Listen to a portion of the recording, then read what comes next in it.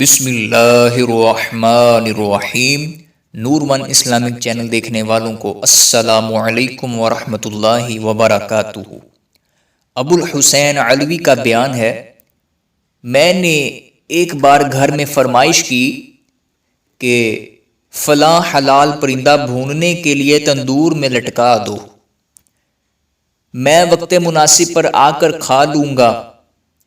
پھر میں حضرت سیدنا جعفر خلدی رحمۃ اللہ علیہ کی خدمت میں زیارت کے لیے حاضر ہوا۔ انہوں نے فرمایا، رات یہیں قیام کر لیجئے۔ میرا دل چونکہ پرندہ کھانے میں پھنسا ہوا تھا، میں کوئی بہانہ کر کے گھر پہنچ گیا۔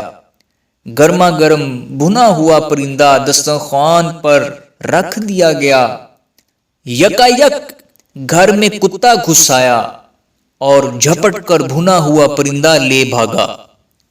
اس پرندے کا بچا ہوا شوربہ خادمہ لا ہی رہی تھی کہ اس کے کپڑے کے دامن کا جھٹکا لگنے سے وہ شوربہ بھی سارے کا سارا گر گیا۔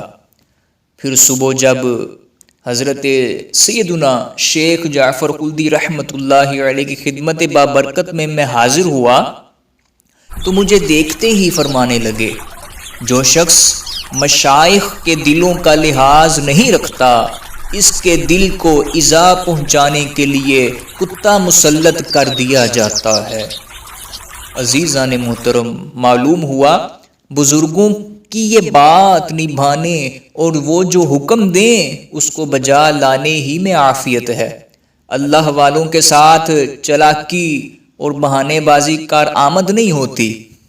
اس حکایت سے یہ بھی معلوم ہوا کہ اولیاء اللہ کو اللہ پاک کی عطا سے غیب کی باتیں بھی معلوم ہو جایا کرتی ہیں۔